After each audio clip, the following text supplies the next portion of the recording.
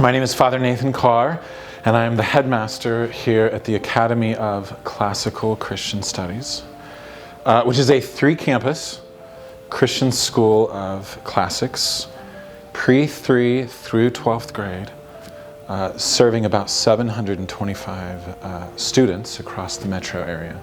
As you guys know, we received the same word that everybody else received there in the middle of March, saying shelter in place. And so we had 1 week in the course of spring break to build an online model. And the reason I mention this is it creates what we did this year. What we were forced to innovate in the course of that, everybody had spring break.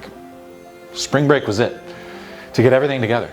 And so we designed an online platform called Griffins Live that created a very dynamic teacher-student mentoring, not exclusively pre-recorded. So lots of dynamic instruction time with your teacher.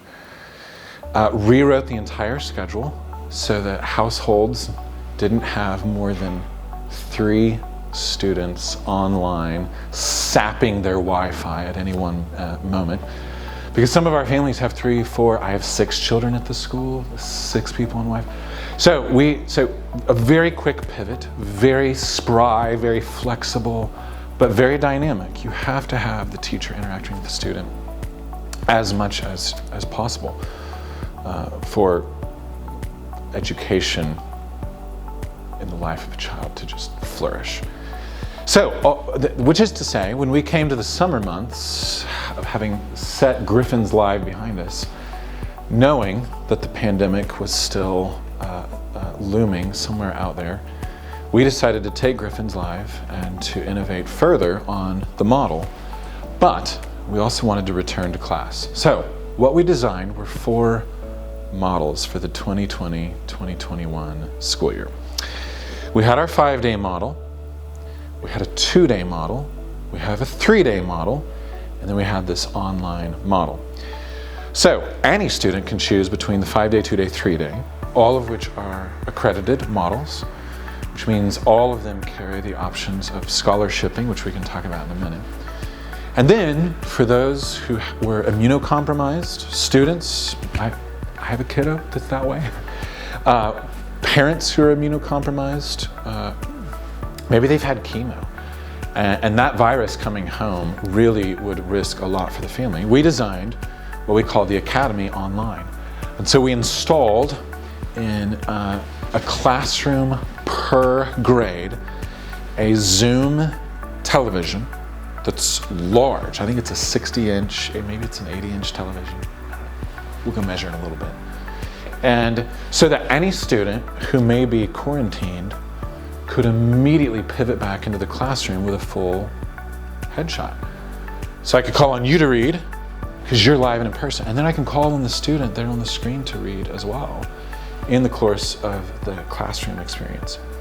And then if one of our teachers happened to be quarantined in the same way, all of those students could also be fed the live stream of a dynamic feed of their teacher. And then there's all these different iterations that are not worth your time of what if half of them are in class, half of them are online, how do you provide an aid? All of those things we've solved. But the point being, give students options, give parents options so that they can self-determine through prayer and discernment for their own family what is best for their child. That's the only possible way to give justice to education. And all of the protocols that you would otherwise expect from the CDC, we've tried to incorporate with wisdom, with discernment, contextually to us, and then apply those and then exercise the greatest flexibility possible so that we can keep, if at all possible, keep students in school. We have to keep students in school. The mental health crisis alone of students now going on, in some cases, they hadn't returned to class for 10 months. We found to be very telling that educational justice is not simply about one's reading, writing, and arithmetic, that we champion those to the fullest, but about the mental and spiritual and emotional well-being of a child. And so we wanted those kids back in class. The reason we've pursued scholarships is because of our mission.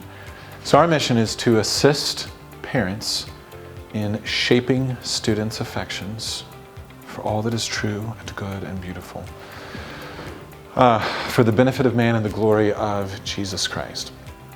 So parents there, of course, who need to be a good fit for our educational vision, but it's open-ended. In other words, these are our kids. Any parent who desires that their child receive an education in light of all that is true and good and beautiful, we want them at the academy. They are a good fit for the academy. And we don't want financial differences to be something that bars entry. So the academy, given all of the foundations with which we work, and we have our own SGO, we have our own scholarship granting organization. It's the Academy Equal Opportunity Scholarship Fund. In addition to that, the Lindsay Nicole Henry Scholarship. I have kids who benefit from that scholarship. I have 2 children who came out of DHS, foster care. Of my 6 children, 2 of them were adopted through DHS. That voucher, the Henry voucher, has been transformational in the lives of 2 little boys whose lives would never have seen the academy as any part of their future. But because of that, they now have educational options in the city. They can choose. We raise about $600,000 a year across numerous different kinds of foundations, SGOs, and that does not include any of the Lindsay Nicole Henry Scholarship stuff. None of that is included in the $600,000 nut of scholarship funding, which is, let me think, that's 10% of an overall budget, which corresponds to a percentage of the schools. That would be 15% of our school is receiving financial assistance through these educational options. So the SGO alone, which gives donors an option to give private money to students, has been tremendous. So we could not be more delighted. We need to expand these options. A child does not receive the full justice of their educational future if they're not able to determine the best school for them, right? Parents need that option. So we need to expand these things for children. And it all flows straight to the child. Our SGO does not take any administrative cuts. The guy that runs our SGO runs it for free because he wants these kids to have educational options. That's how committed we are. I mean, it flows straight to children. You know, Robert Putnam, who's an educational advocate and author. In fact, he spoke at OU once, but anyway, he has a book called Our Kids.